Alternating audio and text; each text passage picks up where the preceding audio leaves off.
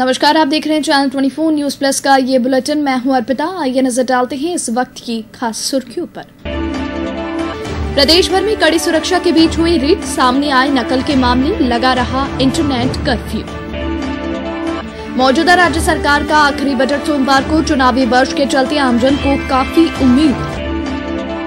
पंडित दीनदयाल उपाध्याय को पुण्यतिथि पर किया गया याद, पुष्पांजलि सहित हुए अनेक कार्यक्रम। जेएनयू में सहायक प्रोफेसर की भर्ती के लिए हुई इंटरव्यू, सिंडिकेट सदस्यों ने जताई थी आपत्ति। भाजपा का सम्मेलन आयोजित, तो पार्टी कार्य का विस्तार करने सहित अनेक मुद्दों पर हुई चर्चा। और चेपा मच्छरों ने किया शहर का रुख, वाहन चालकों को हो रही है खासी परेशानी। अब खबरें विस्तार से। माध्यमिक शिक्षा बोर्ड की ओर से रविवार को प्रदेश भर में कड़ी सुरक्षा के बीच रीट का आयोजन किया गया। जिले में परीक्षा में शामिल होने वाले 43,000 परीक्षार्थियों के लिए 117 केंद्र बनाए गए। परीक्षा के दौरान नकल के मामले भी सामने आए। रीट परीक्षा के लिए बनाए गए केंद्रों पर सुबह से ही परीक्षार्थियों की भीड़ देखी जाने लगी। परीक्षा का समय नजदीक आने के साथ ही ये भीड़ बढ़ती देखी गई। सुरक्षा कारणों के चलते परीक्षार्थी को पूरी तरह चेक करने के बाद केंद्र में प्रवेश दिया गया। नकल व अनुचित साधनों की रोकथाम के लिए परीक्षा केंद्रों पर सीसीटीवी लगाए गए। परीक्षार्थियों की वीडियोग्राफी करवाई गई। 2 पारियों में संपन्न हुई परीक्षा में नकल रोकने के लिए प्रशासन और बोर्ड द्वारा गठित दस्तों ने आकस्मिक चेकिंग की। जयपुर और अजमेर में बनाए गए कंट्रोल रूम्स में पूरे राज्य के सीसीटीवी कैमरों की मॉनिटरिंग की जाती रही। रीट का एग्जाम था आज, पेपर लेवल का था। एसएस का पेपर इजी था, लेकिन साइको और हिंदी और इंग्लिश थोड़े लैंग्वेज टफ थे। सर, मैं जैतारण से हूँ और जैतारण पाली जिले में आता है। और आज रीट का एग्ज़ाम था, जो कि सेकंड लेवल है उनके एसएसटी वालों का, जो सामाजिक विज्ञान का ग्रुप है, और उसके अलावा जो मैथ उनका जो लेवल है उसके लिए एग्ज़ाम था। तो मेरे हिसाब से मेरा तो पेपर अच्छा हुआ। सर, इसमें मिनिमम ऐसे भी हैं जो मोस्ट टैलेंटेड है उनके लिए भी थे, मतलब जो 4 बेस होते हैं क्वेश्चन लेवल के, वो चारों ही टाइप के थे। ऑल मतलब जो सिलेबस के अकॉर्डिंग है, एसएस का था, हिंदी इंग्लिश। साइको क्वेश्चन थे कुछ? हाँ जी। वो किस तरह के थे? साइको डिपेंड कि बच्चों का मतलब कैसा होगा और टीचर्स उनको कैसे अटेंड करते हैं। इधर पुख्ता बंदोबस्त के बावजूद प्रदेश भर में कई स्थानों पर मुन्ना भाई यानी नकल करने वाले परीक्षार्थी पकड़े गए। बताया जा रहा है कि जोधपुर में गांधी स्कूल में बनाए गए परीक्षा केंद्र में मांगीलाल नामक एक परीक्षार्थी पकड़ा गया। ये किसी और के स्थान पर परीक्षा दे रहा था। इसी तरह गवर्नमेंट स्कूल में भी एक परीक्षार्थी को नकल करते पकड़ा गया। दोनों से पूछताछ की जा रही है। इसी तरह के मामले दूसरे जिलों में भी सामने आए हैं। रीट परीक्षा को देखते हुए संभाग में सुबह 8 बजे से 5 बजे तक इंटरनेट कर्फ्यू रहा। ऐसे में लोग काफी परेशान नजर आए। दरअसल परीक्षा के दौरान अवांछित गतिविधि रोकने के लिए इंटरनेट सेवाएं बंद रही। ऐसे में मोबाइल इंटरनेट यूज करने वाले लोग काफी परेशान रहे। जो नेट के आदी हो चुके हैं उनके लिए दिन निकालना काफी मुश्किल हो गया। इंटरनेट नहीं चलने से लोगों ने एक दूसरे को कॉल लगाकर इसका कारण पूछा, तो उन्हें पता चला कि रीट के कारण इंटरनेट शाम 5 बजे तक बंद रहेगा। आज नेट 5 घंटे बंद रहा, उससे हमको बहुत नुकसान रहा। हमारा सब कारोबार रहता है जो ऑनलाइन रहता है, ऑर्डर देना, व्हाट्सएप पे कॉलिंग करना, उस पर फोटोज भेजना, तो काफ़ी हमको दिक्कतें रही। नेट की वजह से बहुत नुकसान हुआ है। ऑनलाइन बिजनेस है, नेट परीक्षा से वजह से बंद रहा, इससे बहुत आफत आई है। विद्यार्थी परीक्षार्थी उन के पास पैसा नहीं था स्वैप करने के लिए। सब लोगों को इतनी दिक्कत हुई कि कोई अपने यहाँ से व्यापार करने का सामान खरीदने के लिए योग्य नहीं हो सका। यहाँ तक कि आज पेटीएम तक ने भी कार्य नहीं किया। पेटीएम भी आज काम नहीं आया और बाजार के अंदर एक भी एटीएम नहीं चल रहा है। एटीएम बंद करने का भी समझ में नहीं आया और अभी शाम तक भी हमारे यहाँ एयरटेल शुरू नहीं हो पाया है, और जिससे सारी स्वैपिंग मशीन सब बंद पड़ी है। एक भी मशीन काम नहीं आ रही है। रोकड़ मुद्रा नहीं थी, वो कोई भी व्यापार नहीं कर सके, कोई काम नहीं, व्यापार पे कोई सहयोग नहीं कर सके। की वजह से हमारे ग्राहकों को बहुत परेशानी का सामना करना पड़ा। काफ़ी ग्राहक आए जो स्वैप किया उन्होंने, पर हुआ नहीं। ये नेट की वजह से हमें बहुत परेशानी हुई। और यहाँ मार्केट में बंद करने का ज़रूरत नहीं था। चाहे तो सिर्फ जहाँ एग्जामिनेशन हॉल है वहाँ बंद कर सकते थे, वहाँ पे जैमर लगा के बंद कर सकता था। आम नागरिक को परेशान करने की ज़रूरत नहीं थी। परीक्षा में जिले के बाहर से आने वाले परीक्षार्थियों की सुविधा के लिए उत्तर पश्चिमी रेलवे और रोडवेज ने यातायात की विशेष व्यवस्था की। रेलवे ने अतिरिक्त रेलगाड़ियों और रोडवेज ने अतिरिक्त बसों का संचालन किया ताकि इन परीक्षार्थियों को आवागमन में परेशानी नहीं हो। इसके चलते रेलवे स्टेशन और बस स्टैंड पर काफी भीड़ देखी गई। इसी तरह परीक्षा खत्म होने के बाद सड़कों पर भी आवागमन में बाधा उत्पन्न हुई। मुख्यमंत्री वसुंधरा राजे अपनी सरकार का अंतिम बजट सोमवार को पेश करेंगी। राजस्थान में इस वर्ष के अंत तक विधानसभा चुनाव होने हैं। जनवरी के अंत में हुए उपचुनाव में सत्ताधारी दल को हार का सामना करना पड़ा था। ऐसे में आमजन का कहना है कि बजट लोक लुभावना हो सकता है। आज बजट से एक निराशा क्या होगी कि जो आम जन है महंगाई की मार से त्रस्त है। 29-30 रुपए के अंदर जो डीजल कॉस्टिंग में आ रहा है वो 68 रुपये से ऊपर बेचा जा रहा है। कोई भी चीज़ की मार्जिन, ये बात सही है, सरकारी खजाने में खूब माल आ रहा है, लेकिन जो लूणा पे चलने वाला 1 लीटर तेल भराता है वो भी इस महंगाई की मार से त्रस्त है। बेरोजगारी, बढ़ती हुई महंगाई और भ्रष्टाचार के विरोध में जिस आम जनमानस ने पूरी सरकार बदल दी थी, आज उन्हीं समस्याओं से विकराल रूप से आमजन ग्रस्त है। अगर बात करें किसानों की, निश्चित रूप से उनको उचित कर्ज माफी मिलनी चाहिए और ये तो इनके वायदे थे। तो कहीं न कहीं कल के राज्य के आने वाले बजट में ये उम्मीद की जा सकती है कि पेट्रोल और डीजल में जो स्टेट टैक्स है अगर वो कम किए जाते हैं तो मेरे प्रदेश की जनता को निश्चित रूप से थोड़ी सी राहत मिलेगी। चाहे ऊँट में मुँह में जीरा ही हो, कुछ न कुछ उसके अंदर राहत प्रदेश के बजट के माध्यम से मिलनी चाहिए। अगर कर्मचारियों की बात करें, आम जन की बात करें, तो जितने चार्जेज पहले हम बात करते थे, निजी बैंक चार्जेज खूब लगा रही है, आज मेरे सहकारी क्षेत्र के बैंक, सार्वजनिक क्षेत्र के बैंकों ने ग्राहक के ऊपर जितने चार्जेज लगाए उनको कम किए जाने आवश्यक है। कि बजट से अब हमको ये उम्मीद रह गई है कि शहर के विकास के लिए और पैसा दे, व्यापारियों को जो सुविधा नहीं मिल रही अभी और सुविधा दी जाए। डीजल में जीएसटी कम की जाए, टैक्स कम किया जाए, जिससे वो व्यापार माल लाने जाने की सुविधा मिल सके, वो सस्ता हो सके। और तो बजट और अच्छा होगा। हम चाहते हैं कि बजट इस हिसाब से और हमको व्यापारियों को तो सुविधा मिले ही, आम जनता को भी सुविधा मिले। हम ये उम्मीद करते हैं व्यापारियों को जो तकलीफ आ रही है व्यापार करने में उनको सुविधा मिले, टैक्सेस कम करें, गवर्नमेंट पेट्रोल डीजल पे उनको जीएसटी में लाने का प्रयास करें ताकि आम जनता को ज़्यादा से ज़्यादा फायदा हो। मध्यम वर्ग को टैक्सों में जो भी है उसमें छूट मिलनी चाहिए और शहरी विकास के लिए विशेष ध्यान रखें। फूड खाने पीने आइटमों में विशेषकर टैक्सेस कम करें, जैसे घी में भी जीएसटी 12% है, उसको कम करने से आम जनता को फायदा मिल सकता है। और बुलेटिन में यहाँ वक्त एक ब्रेक का है। ब्रेक के बाद लौटेंगे तो आपको बताएंगे चोरों तक पहुँचने में जुटी पुलिस।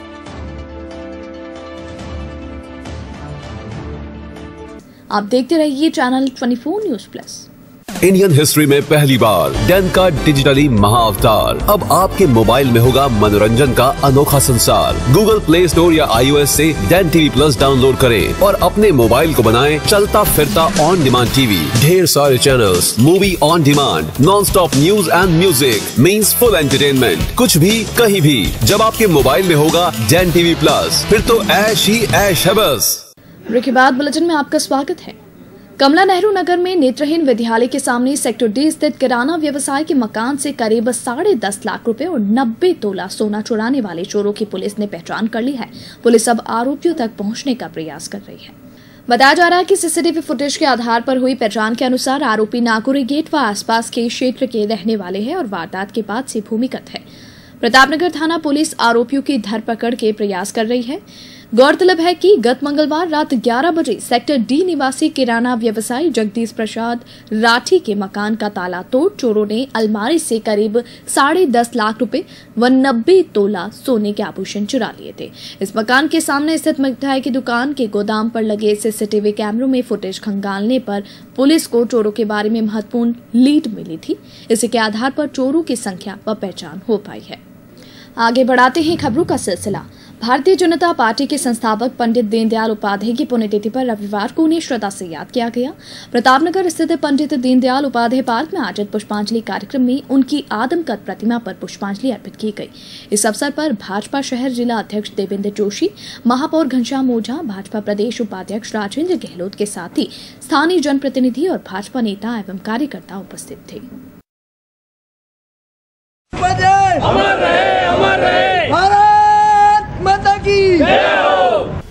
पार्टी जनसंघ की स्थापना की और उसके महामंत्री और अध्यक्ष भी रहे। उन्होंने समाज उत्थान के लिए एकत्व मानववाद का एक ऐसा संदेश दिया जो आज के संदर्भ में भी बड़ी प्रासंगिक है। उन्होंने समाज के अंतिम छोर पर बैठे व्यक्ति का किस प्रकार से कल्याण हो, इसकी हमें सदैव चिंता की और मैं खुशी है कि आज केंद्र सरकार, राजस्थान सरकार उनके बताए मार्ग पर चल रही है और उनको फॉलो कर रही है। और हमने पिछले वर्ष ही उनकी 70 वर्ष बनाया और आज भी राजस्थान सरकार की ओर से जितने भी उनके हमारे डॉक्यूमेंट, सरकारी डॉक्यूमेंट है, सरकारी लेटरपैड है, उनके ऊपर पंडित जी का लोगों का इस्तेमाल किया जा रहा है। और विश्व शांति के लिए उन्होंने एकात्म मानववाद का विचार रखा और उस समय लोग मानते नहीं थे क्योंकि उसमें साम्यवादी, समाजवादी और पूंजीवादी में पूरा विश्व बंटा हुआ था। आज विश्व एक प्रगति के रूप में आगे बढ़ना चाहता है और विश्व में शांति चाहिए और शांति का संतुलन बनाने के लिए पंडित दीनदयाल उपाध्याय का जो एकात्म मानववाद है उसको आगे बढ़ाने के लिए काम करने की ज़रूरत है। आज भारतीय जनता पार्टी इस विचार को लेकर आगे बढ़ रही है। आज पंडित दीनदयाल उपाध्याय की पुण्यतिथि पर मैं पंडित दीनदयाल उपाध्याय को अपनी श्रद्धांजलि अर्पित करता हूँ। साथ में भारतीय जनता पार्टी कार्यकर्ताओं से यह आह्वान करता हूँ कि पंडित जी के विचारधाराओं पर चल के संगठन और शक्ति एकता को आगे बढ़ाते हुए इस देश को का गौरव बढ़ाने का काम करें। एकात्म मानवतावाद का सिद्धांत देने वाले पंडित दीनदयाल उपाध्याय की पुण्यतिथि पर सूर्य नगरी में कई कार्यक्रम हुए। इसी कड़ी में भाजपा महिला मोर्चा शहर इकाई की ओर से अस्पतालों में मरीजों को फल का वितरण किया गया।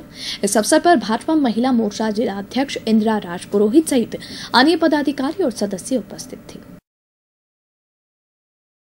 आज पंडित दीनदयाल जी उपाध्याय की पुण्यतिथि पर महिला मोर्चा द्वारा कई जगह कार्यक्रम के आयोजन किए गए हैं, जिसके तहत पावटा सैटेलाइट में फल वितरण का कार्यक्रम रखा गया और रायका बाग मंडल में भी गरीब बस्ती में जाके बच्चों को फल वितरण का कार्यक्रम रखा है। आस्था सेंटर पे वृद्धाश्रम है, वहाँ भी सोल उठाकर वहाँ उनका बुजुर्ग महिलाओं का सम्मान किया जाएगा। और लाल सागर मंडल की तरफ से भी मंडोर स्थित जो वृद्धाश्रम है वहाँ जाके वहाँ एक पानी की टंकी की व्यवस्था की है महिला मोर्चा ने और वृद्धजनों के लिए खाने का सामान और कुछ नित्य जो दैनिक दिनचर्या में काम आने वाले वस्तु प्रदान की जाएगी। जय नारायण व्यास विश्वविद्यालय में सहायक प्रोफेसर की भर्ती के लिए रविवार को इंटरव्यू शुरू हुए। हालांकि सिंडिकेट सदस्य विधायक अर्जुन लाल गर्ग और बप्पा राम बिश्नोई की आपत्ति के बाद इंटरव्यू को लेकर संशय बना हुआ था, लेकिन कुलपति ने इनकी आपत्तियों का जवाब देने के बाद इंटरव्यू करवाए। इंटरव्यू के दौरान पुलिस का माकूल बंदोबस्त रहा। गौरतलब है कि सिंडिकेट सदस्य विधायक अर्जुन लाल गर्ग, बप्पा राम बिश्नोई और अनिल गुप्ता ने शनिवार को बाकायदा एक प्रेस कॉन्फ्रेंस बुलाकर भर्ती प्रक्रिया पर कई सवाल उठाते हुए इसे रोकने की मांग की थी। सिंडिकेट के गवर्नर नौमिल कैलाश भसीन ने भी इस तरह का पत्र कुलपति को लिखा था। इधर कुलपति का कहना है कि भर्ती प्रक्रिया नियमानुसार हो रही है। जेएनयू से संबद्ध सभी महाविद्यालयों के जेएनयू पाठ्यक्रम में बीए प्रथम, द्वितीय और तृतीय वर्ष के पूर्व एवं स्वपाठी परीक्षार्थियों की परीक्षा सोमवार से शुरू होगी। इस वर्ष कुल 40,286 स्वपाठी एवं पूर्व परीक्षार्थी परीक्षा में शामिल होंगे। इनमें 21,819 छात्र और 18,467 छात्राएं शामिल हैं। परीक्षा नियंत्रक प्रोफेसर जेताराम बिश्नोई ने बताया कि परीक्षा की तैयारियां पूरी कर ली गई है। नकल रोकने के लिए उड़न दस्तों का भी गठन किया गया है। भारतीय कम्युनिस्ट पार्टी का सम्मेलन रविवार को जालोरी गेट स्थित परवाना भवन में आयोजित किया गया। सम्मेलन का उद्घाटन भाजपा के राष्ट्रीय परिषद के सचिव डीके छंगानी ने किया। सम्मेलन में पार्टी कार्य का विस्तार करने और उसे प्रभावशाली बनाने की रणनीति पर विचार विमर्श किया गया। सम्मेलन में स्थानीय पदाधिकारियों के साथ ही वरिष्ठ कार्यकर्ता शामिल हुए। हम सारी दुनिया मांगेंगे, हम मेहनत कष्ट वालों से, यहाँ सागर सागर मोती है, ये सारा माल हमारा है, हम सारा खजाना जब अपना हिस्सा मांगेंगे, एक खेत नहीं एक बाग नहीं, हम सारी दुनिया मांगेंगे। हर ईद का बदला मांगेंगे, हम मेहनत कष्ट वालों से जब अपना हिस्सा मांगेंगे, झंडे पर एक लाल सितारा मांगेंगे। शहर में रविवार को अलग अलग स्थानों पर मेघवाल समाज की ओर से रक्तदान शिविर का आयोजन किया गया। उम्मीद अस्पताल के ब्लड बैंक में मेघवाल समाज के युवाओं ने रक्तदान कर सामाजिक सरोकारों का निर्वहन किया।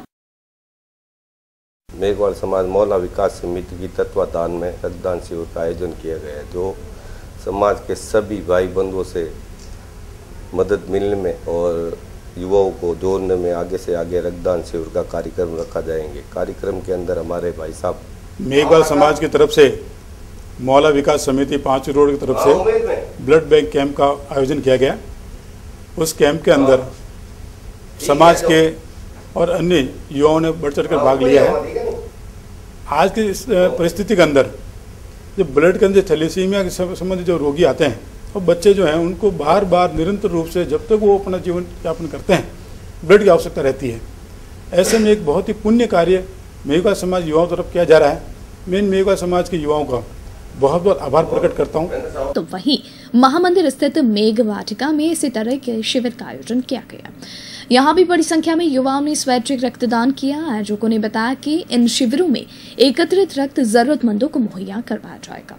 आज मेघ वाटिका महामंदिर में महामंदिर समस्त मित्रगण और 36 कौम के युवाओं द्वारा विशाल स्वैच्छिक रक्तदान शिविर रखा गया। इसमें लगभग सैकड़ों युवाओं ने अभी ब्लड दे चुके हैं और युवाओं से मैं यही निवेदन करना चाहता हूं कि आगे भी आप इस ब्लड कैंप में बढ़ चढ़ के हिस्सा लेवे और समय समय पर महामंदिर टीम तो आयोजित करेगी और जोधपुर वासियों से निवेदन करना चाहता हूँ कि समय समय पर आप ब्लड डोनेशन कैंप कराएं ताकि गरीब से गांव से जो मरीज आते हैं उनके हेल्प हो सके। राजस्थान पत्रिका की ओर से हमराह का तीसरा सफर रविवार सवेरे शुरू हुआ। इस तीसरे सफर की थीम रोड मंडोर स्थित अमृतलाल गहलोत स्टेडियम चैनपुरा से भाटी मार्केट नयापुरा तक रखी गई। यहाँ सुबह मस्ती व रोमांच की सैर की शुरुआत हुई। थीम रोड पर हजारों लोगों ने मस्ती व रोमांच के सागर में हिलोरे लिए। खुशगवार मौसम और रविवार की छुट्टी होने से मस्ती व रोमांच का मजा दोगुना हो गया। थीम रोड पर वॉकिंग से लेकर कई तरह की गतिविधियां भी हुई। पत्रिका हमराह अभियान के तहत यातायात पुलिस व प्रशासन के सहयोग से थीम रोड को व्हीकल फ्री रोड घोषित किया गया, जहां पूरी थीम रोड पर करीब 1 दर्जन से अधिक गतिविधियां संचालित हुई। थीम रोड पर रूटीन स्पोर्ट्स, कल्चरल और प्रेरणात्मक गतिविधियों के अलावा कई नई गतिविधियां हुई। यहाँ भारत सेवा संस्थान के चिकित्सा प्रभारी नरपत सिंह कठावा के निर्देशन में शिविर लगाकर स्वास्थ्य जांच भी की गई।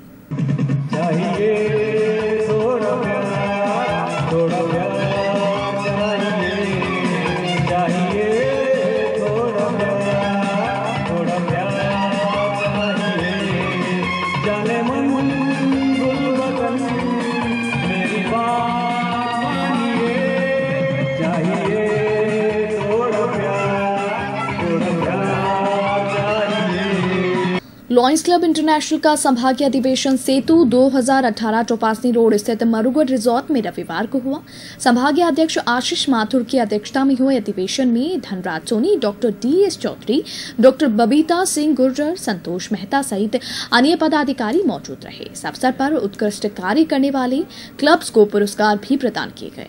इनमें लॉयंस क्लब मातृशक्ति के अध्यक्ष कुसुमलता परिहार को 3 कैटेगरी में पुरस्कृत किया गया।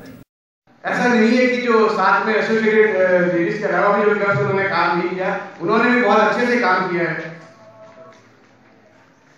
जर्सीज ने, जैसे मैंने बताया, बहुत एक्टिव थी और इन्होंने जो जोन एडवाइजरी इतने ढंग से होस्ट करी तीनों जर्सीज ने, और उसी का आज नतीजा अगर मैं मानूं तो हमारे रीजन में आज की तारीख में 13 क्लब हैं, 3 क्लब नए हैं और 10 में से 7 क्लब बराबर ऑनलाइन MySCI में रिपोर्ट कर रहे हैं। तो 5520 लाइन आवर्स की अभी तक की वर्किंग हो चुकी है। लगभग अगर हम देखें तो पर डे 26 लाइन आज की वर्किंग रीजन 12 कर रहा है। 3 नए क्लब हमारे रीजन ने दिए हैं। All India defence employees federation के 13वें DRDO राष्ट्रीय अधिवेशन का आयोजन जोधपुर रक्षा प्रयोगशाला में किया जाएगा। महासचिव मेघराज मीणा ने बताया कि अधिवेशन में रक्षा में नेत्र में निजीकरण पर रोक लगाने, DRDO कार्मिक के लंबित कैडर रिव्यू शीघ्र करवाने, रिक्त पदों को भरने सहित विभिन्न बिंदुओं पर चर्चा की जाएगी।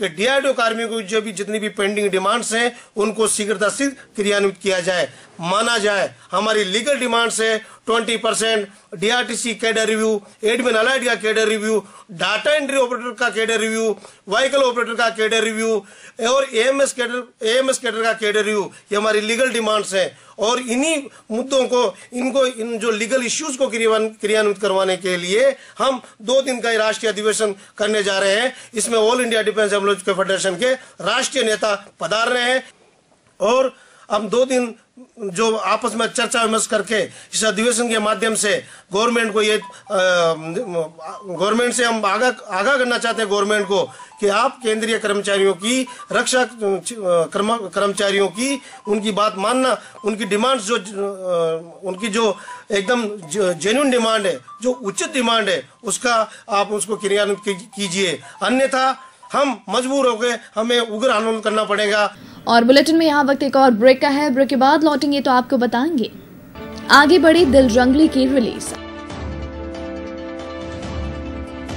आप देखते रहिए चैनल 24 न्यूज प्लस।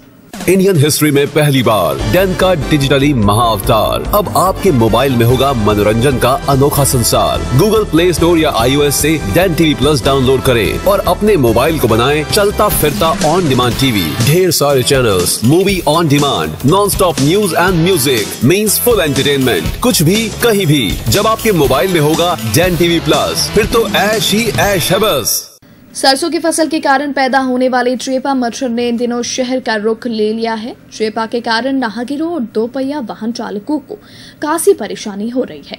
चेपा मच्छर ने वाहन चालकों की गति कम कर दी है। कब चेपा मच्छर आंख में घुस जा पता नहीं चलता। यह मच्छर केवल आंख में ही नहीं, नाक और कान में भी घुसकर परेशान करता है।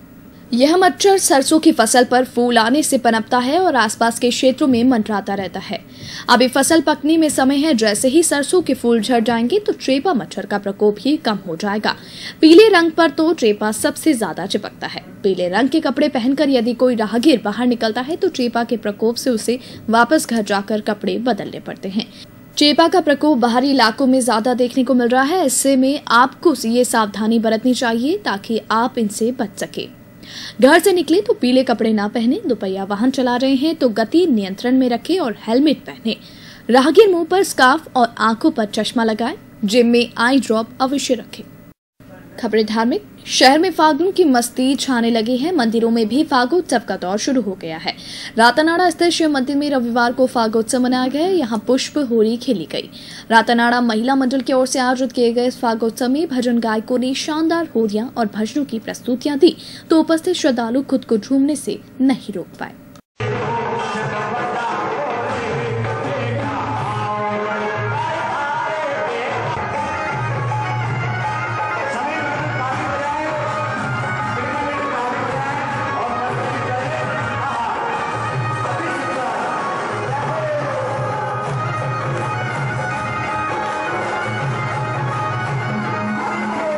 इसी तरह पब्लिक पार्क स्थित प्राचीन शिव मंदिर में भी फाग गीतों की धूम रही। यहाँ आयोजित फागोत्सव में होलिया गीतों की प्रस्तुति पर श्रद्धालु झूमते नजर आए।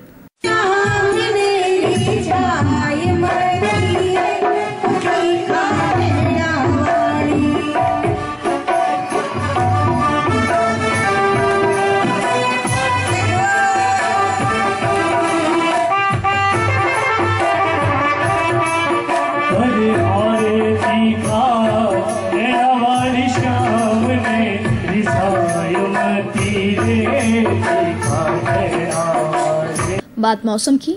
मौसम में बदलाव का दौर जारी है। इससे तापमान में उतार चढ़ाव देखा जा रहा है। रविवार को आसमान में बादलों का डेरा रहने से सुबह सर्दी का असर ज्यादा दिखाई दिया। वहीं दिन में भी धूप कम खिलने से सर्दी का हल्का एहसास बना रहा। देर रात से शुरू हुआ ठंडी हवाओं का दौर सुबह भी जारी रहा। इससे सर्दी का असर एक बार फिर बढ़ गया। मौसम में बदलाव से लोग बीमारियों की चपेट में आने लगे हैं। बादलों ने किसानों की चिंताएं बढ़ा दी है। मौसम विभाग के अनुसार कुछ और दिन इसी तरह का मौसम बना रहेगा। अंत में एक बार फिर नजर बुलेटिन की खास खबरों पर। प्रदेश भर में कड़ी सुरक्षा के बीच हुई रेड, सामने आए नकल के मामले, लगा रहा इंटरनेट कर्फ्यू। मौजूदा राज्य सरकार का आखिरी बजट सोमवार को चुनावी वर्ष के चलते आमजन को काफी उम्मीद। पंडित दीनदयाल उपाध्याय को पुण्यतिथि पर किया गया याद, पुष्पांजलि सहित हुए अनेक कार्यक्रम। जेएनयू में सहायक प्रोफेसर की भर्ती के लिए हुई इंटरव्यू, सिंडिकेट सदस्यों ने जताई थी आपत्ति। भाकपा का सम्मेलन आयोजित, पार्टी कार्य का विस्तार करने सहित अनेक मुद्दों पर हुई चर्चा। और चेपा मच्छरों ने किया शहर का रुख, वाहन चालकों को हो रही है खासी परेशानी। इस बुलेटिन में फिलहाल के लिए इतना ही। आप देखते रहिए चैनल 24 न्यूज प्लस। नमस्कार।